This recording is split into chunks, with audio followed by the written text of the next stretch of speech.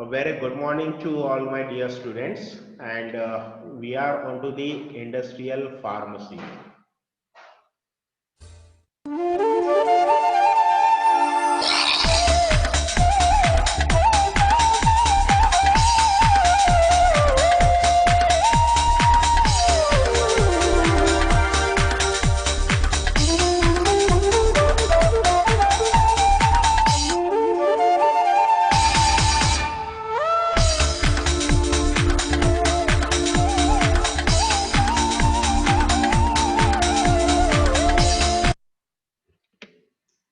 So dear student, we are onto the technology development and transfer, in which we had started our topic, which is said to be the quality risk management. And while studying the quality risk management, we had gone through all these, that is the what is the quality, what is the risk, what is the principle involved in the risk management, what are the processes of risk management, how to go for assessment of the risk, how to control the risk, how to communicate, how to review, and how to have the management methodology. Now, while studying all these, we had gone through its definition. We had seen the several terms like what is harm, what is hazard, what is risk assessment, what is uncertainty, what are the risk control, risk reduction, risk review, risk management. Then how to measure the risk, that is the risk that is nothing but the probability multiplied by the severity. Then we had gone through all these different requirements, like say the GMP initiative as far as the adaptation of Q8, Q9 and Q10 guidelines are concerned, as far as the part of good manufacturing practices are concerned, in order to reduce the process of risk. Then we saw the different approaches, that is the regulatory approach, the category and the results. Then we had gone through the risk assessment, that why the risk assessment is important, what might go wrong, what is the probability, and what are the consequences of the risk, and what will be the failure, how it could be detected. So these are the details that already we had studied, we had covered in our previous lecture. Now in continuation to that, today we will proceed with the different tools that are there for the assessment of the risk.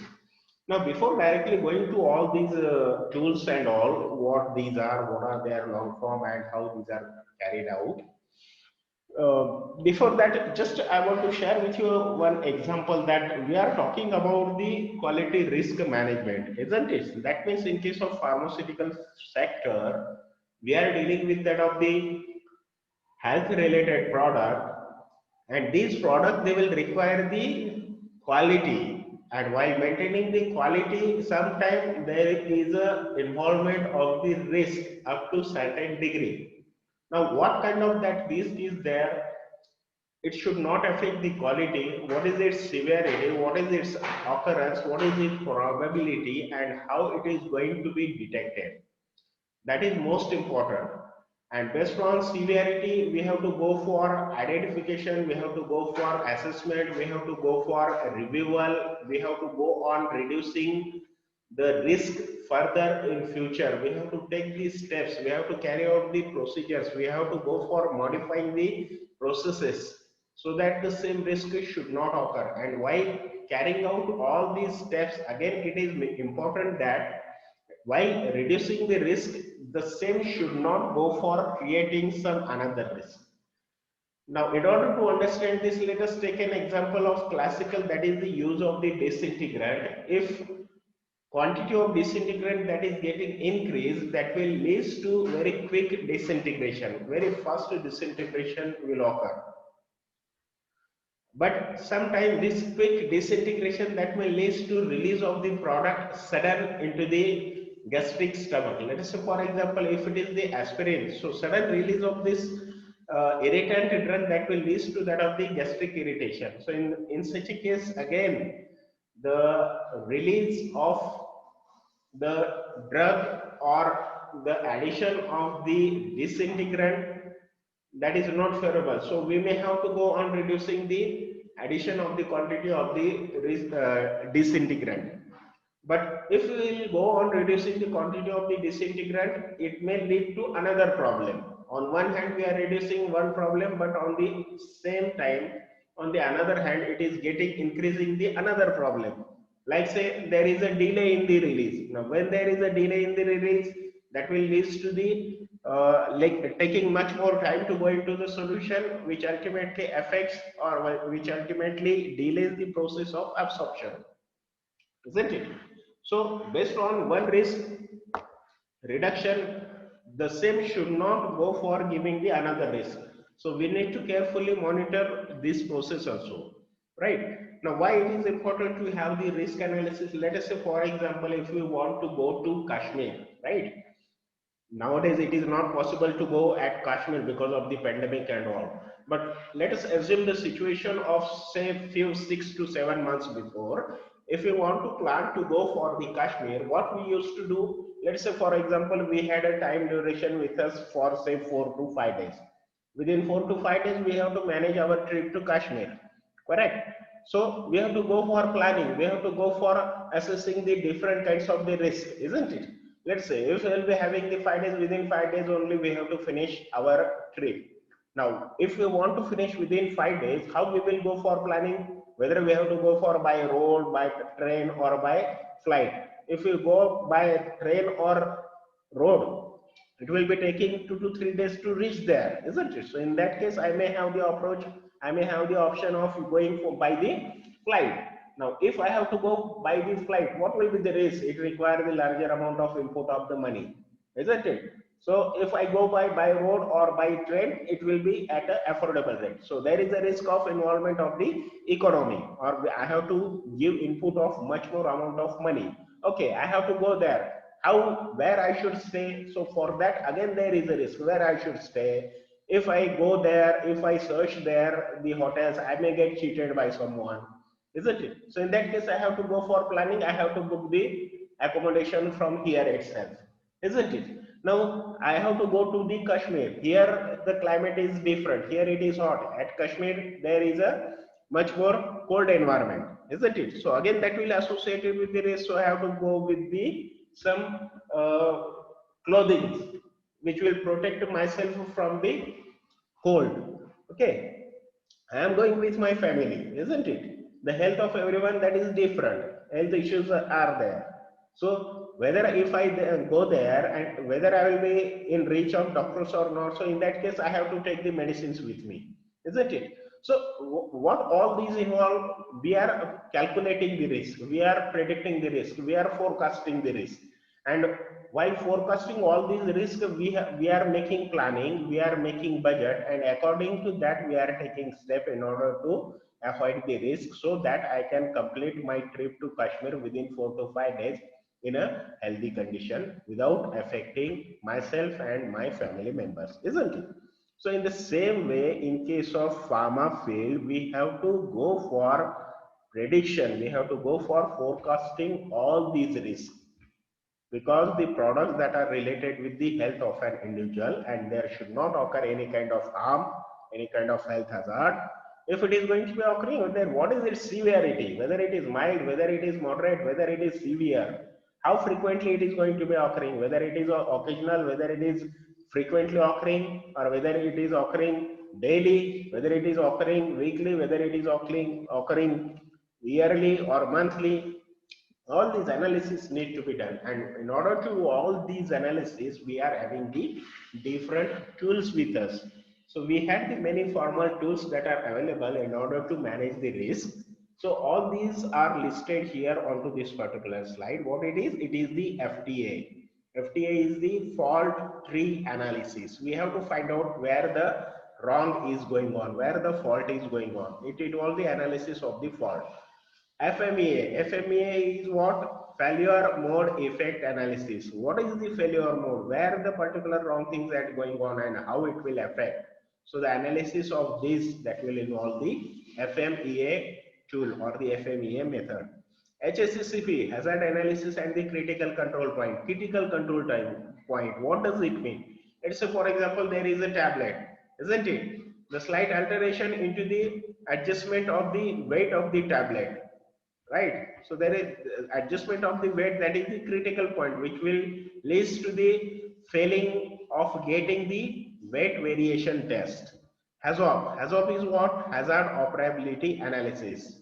How this hazard that can be reduced and the analysis related with that. FMECA, failure mode effect critical analysis.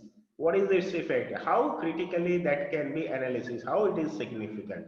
FA, that is the preliminary hazard analysis, that is the primary. ISPA, impact assessment method for the GEP, commissioning and the qualification, and then GAMP 5. So all these are the different methods.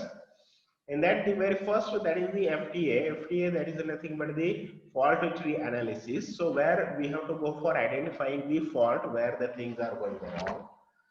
So it will consist of the different steps, like say defining the undesired event to study, obtain an understanding of the system, construct the fault tree, evaluate the fault tree, and control the hazard identified. Let's say, for example, the reason or the fault or the hazard is the fire breakout, right? Now, this fire breakout because of what? Because of leakage of the flammable fluid, or it is because of the ignition source is near to the fluid. If the ignition source is near to the fluid, how it was occurred? Whether it was occurred because of the spark that is existing, or it is occurred because of the employees who are smoking near to that order. So if we had identified it is because of the employee smoking is the reason, so better we should take a step. We should go for improving these steps. We should go for operating or improving the standard operating procedures, and we should ban the use and the carrying the smokers, or the carrying the cigarette smokers, or the during the production or inside of the premises. So this is the second analysis, FTA. There is a failing of the bulb, that is the hazard. So how it had failed? Whether there is a no electricity, if electricity is not there, it is because of what? Whether it is due to the power plant failure, whether it is due to the power line failure. If there is a power line failure, it is because of what? It is because of wind, or it is because of the falling of the tree. Whether there is any connector that is corroded, what might be the reason for having the no electricity? The second possibility is that there might be glass which is broken associated with that of the bulb. The third reason is that, third possibility is that there might be a filament which is broken. Now, if filament has been broken, what is because of?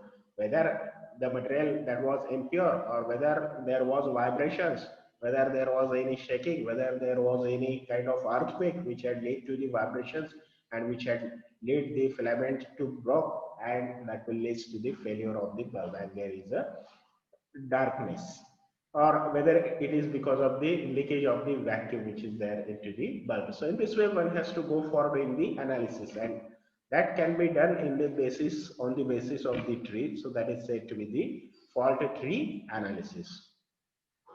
The next is the FTA and FME, that is the fault tree analysis and the fault method effect analysis, fault mode effect analysis. So this involves FMEA in failure mode identification. It involves what could go wrong and what might be its effect. If there is a bulb fails, so what is the effect of the bulb failing? The bulb failing, that will lead to the darkness. There is a lack of light. Probability of occurrence and the severity of the failure. How frequently the bulb that will fails. Most tools that were developed for the non-pharma industries, all these, that is the FTA, FMEA, these are for non-pharma, but we can correlate all these things and we can go for modifying so that that could be applicable to that of the pharma industries. Most do not address the qualification and the validation requirements. That is most important. There is need to have the age process that is properly validated one. FMECA is the failure mode effect and critical analysis. It will identify the potential failure modes in a system, facility, process, or product. Ultimately, it will affecting the product, but whether it is because of system, because of facility, or because of the process. What it is? Prioritize the failure mode in accordance with their risk. If you find the number of risks, then we should go on prioritizing all these based on their severity, based on their occurrence, and based on their detectability. We can go for prioritizing that which one first need to be resolved in order to avoid the further risk. Put control in place to address the most serious concerns. Next is the HSCCP, that is the hazard analysis and the critical control point. Hazard and their preventive measures, they need to be identified. Critical control point, they are to be devisely used as a critical process parameter. Critical control point limits and monitoring the methods establishment is necessary. The corrective actions has to be predetermined and the deviations that have to be monitored and identified. The critical control points, they are to be verified or validated in our industry. So for which we require the record keeping requirement and that to be in the defined manner. Next is the probability. This means the failure mode. What are the different levels? How we can go for identifying the severity of the risk? So we are having the different levels, and based on these levels, one can go for identifying the severity and the levels. So we can classify the levels like say frequently it is going to be occurring, it is probably occurring, it is occasionally occurring, or sometimes it is occurring remotely. How we can say that if it is occurring frequently, if it is very likely to occur or its frequency of occurrence that is more than 20%. Probably it will occur in that means it will probably occur in the range of the 5 to 20%. And occasionally it will occur, that means it should occur at some time or infrequently within the 0.1 to 5%. And remote, that is the possibility or the probability of occurrence in most of the circumstances that is less than that of the 0.1%. Again, you have to note that all these levels, these are arbitrary and for just illustrative and just for understanding purpose. Again, we can go on classifying the severity based on the different terminologies like say the critical, major and the minor. So critical means what? Very significant non-compliance with the GMP or that will lead to the patient injury. Such risks are properly categorized and classified into the critical risk. Major risk, that is having its significance and non-compliance with the GMP, and it will or it may have its patient impact or impact onto the patient. And minor, it will have the minor infringement of GMP. It is not because of the good manufacturing practices and its processes and its system, and it will not involve in the process of having any impact onto that of the patient. Now again, we can have the failure mode like say frequent, probable, occasional and remote, and based on their minor, severe and the critical severity. Now which one is said to be the frequent? If it is minor one, then such are unacceptable. If it is major one and frequently occurring, then it is intolerable. And if the results are critical but frequently occurring, then at all it is not tolerable. So again, the degree of color, that is the green to yellow or orange to red, that will indicate the severity. And in case of remote, if we see, if it is minor, that is acceptable. If it is major severity, in case of remote cases, it is acceptable. But if it is critical, then again, although it is going to be occurring very less frequently, but it cannot be accepted. So this is the way by which we can go for prioritizing, and based on that we can go on taking measures that how to go on reducing these risks. Now here are the acceptance criteria notes related with all these. Now as I already explained that the red means the risk is intolerable, eliminate the hazards or build in system control to ensure the effects of the hazard are not realized one, and that is because of the redundant system. The amber color, that will indicate the risk is unacceptable. The risk must be reduced or controlled to an acceptable level. And the green color, it means the risk is acceptable and no reduction or new control are required. So you can see all these are explained in these particular terms, red, amber and the green colored one. Again, we can have the detection level in terms of say high, medium, low and the none. When we can say high, that means the high likelihood that control will detect or the failure mode and its effect. Medium likelihood that control will detect the failure mode or its effect. Low, that means low likelihood that controls will detect the failure mode and or its effect, and none, that means the detection control that are totally absent. So as I already told you that the based on severity, occurrence and detectability, again this can be categorized. So you can see here, these are the different initiatives that was taken by the good manufacturing practices, and the key event that was organized in 2002 to 2004 in order to reduce the different kinds of risk in case of pharmaceutical industries. So FDA that had launched the 21st century GMP initiative in the August 2002. Then in July 2003, the ICH GMP workshop was held, and September 2003, ICH had issued the Q8 guidelines. So that was related with the pharmaceutical development. In November 23, the ICH had issued the Q9 guideline, which was associated with the risk management. And in June 2004, the ICH had issued the Q10 quality management guidelines, and that was agreed in its principle. And in September 2004, the FDA announced on the implementation of all these. So since 2004 onward, all these Q8, Q9 and Q10, Q8 that is related with the pharmaceutical development, Q9 that is related with the risk management, Q10 that is associated with the quality management. These guidelines as far as the ICH are concerned, these are most important. These Q8, Q9, Q10 and what these are associated with, that is most of the time asked in case of MCQs or in case of the GPAT examinations. So from that point you should know. And then onward, all pharmaceutical companies, they are following the GMPs and they are all following all these Q8, Q9 and Q10 guidelines in order to reduce the occurrence of the risk in case of the pharmaceutical.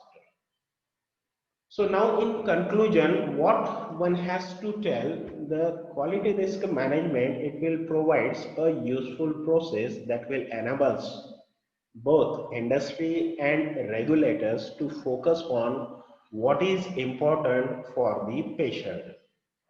Ultimately, the patient, these are the beneficiaries, these are the target customers for the pharmaceutical industries for their product.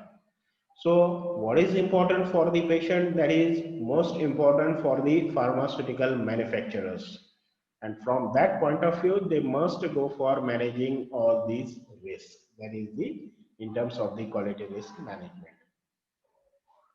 There is a need to go for integration of the quality risk management into the existing system and regulatory process that will take time. So although from 2004 we had, or the companies or the regulatory agencies or the manufacturers, they are following all these, but again in order to implement 100% and to get output in the form of reduction of the risk, because managing the risk, that is the continuous process, that is the ongoing process, right? So it is not just say like it is going to be occur or it is going to be achieved within few months or few years. It will take a time.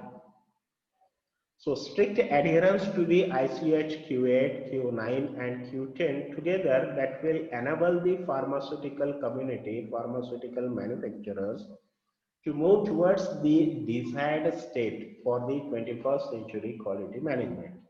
If strictly they are adhering to all these, that is the Q8, Q9 and Q10, then definitely we will be getting the chances of reduction of the quality risk management. And if there is no documented risk assessment, the system is classified as high risk. That means what? If it is just like say the person who will not do anything, who will never do the mistake, it is like that, isn't it? And if one who will go for doing, he only do the risk, the one who will do, he only do the mistakes. So in that way we have to take this particular term and its meaning. What it is? If there is no documented risk assessment, the system is classified at high risk. That means we are not maintaining record of anything. That means we are not having any kind of documentation related with anything. That means the system is at high risk of occurrence of the risk. So better to follow all these, better to have documentation of all kinds of risk, better to go for assessment, better to go for review, better to go for finding measures in order to reduce the risk. And why reducing the risk, if any risk is going to be occurring, again it need to be documented. Again the steps should be taken that how we can go on reducing all these risks. So this is just in a nutshell, and what to say, a flow chart, or just in one page the overall processes associated with the risk management. So the schematic overview of the GMP at the risk management. So the whole process that will involve or that will consist of the risk management. Now what the risk management that will involve? It involves the risk assessment, it will involve the risk control, it will involve the review of the risk, it will involve the qualification and validation of the different steps, processes, and it will involve the risk knowledge or the information which is obtained, that should be properly communicated, that should be properly documented, and that should be properly noted and reported to the regulatory agencies. So the risk assessment, that it consists of the hazards that should be identified, they should be estimated in terms of their levels are concerned, from minor to moderate to major, or from low to medium to high, likewise, or how these are going to be occurring, whether these are occurring frequently, occasionally, or sometime. Then the decision should be taken. The decision taking, that is the most important step, and the experts, these are involved, they should be a part of the decision maker team in order to avoid the risk, and whatever the risk that was occurred, that should be accepted. And once the risk is accepted, that should be properly reviewed, and steps should be taken in order to control the risk. Now the risk control that can be carried out by the process of reduction of the risk, by a process of maintaining the control that is initiated, and until the risk that is acceptable or adequately controlled one. So we have to go on taking the steps in order to reduce the risk, and the level or the severity of the risk that should be such that it should not produce any kind of harm, or the risk which is occurring, that should be in the acceptable limit, or it should be in the controlled fashion, it should be in the controlled manner. So this process that will subjected to the continuous review, and based on the review, some steps, some conclusions that should be made, that where the things are going wrong, whether all the steps that was taken that are appropriate in order to reduce control and maintain the risk into the appropriate level or not. So further, it will require all the process that need to be carefully validated with the help of the proper personas, with the help of the proper qualified experts. And these need to be properly documented and need to be properly communicated to the regulatory agencies. Now, what will happen if we will not go for all these steps? What happens when the risk is not identified? When we are not going to be identifying the risk, let us say, for example, something has fallen into the particular ocean, and in order to remove that, we are taking the help of the crane while removing that one. Now we are involving the use of the crane in order to remove that one. We don't know what is fall in that, whether it is a vehicle, whether it is a two-wheeler, or whether it is a four-wheeler. Without understanding what kind of nature of vehicle had fallen, if we are using the crane, what will happen? And if we are not identifying all these steps, let's say for example, there is a slippery or there is a slope. On this slope, we are maintaining this crane, and that too in a crossed fashion. So what will be the ultimate result of this if we are not going on evaluating all these things? That ultimately leads to crashing the system. That ultimately leads to the crane itself may fall into this ocean, and this will further give rise to another problem. Are you getting my point or not? Because without understanding the weight, if you will go for using this particular kind of crane, it ultimately gives rise to the another problem. So in order to solve that another problem, again we have to take steps in order to reduce or in order to remove that particular risk. So that is what is the ultimate aim behind identifying the risk and monitoring and what to say, managing the risk. So with this, today we will stop at this particular point only.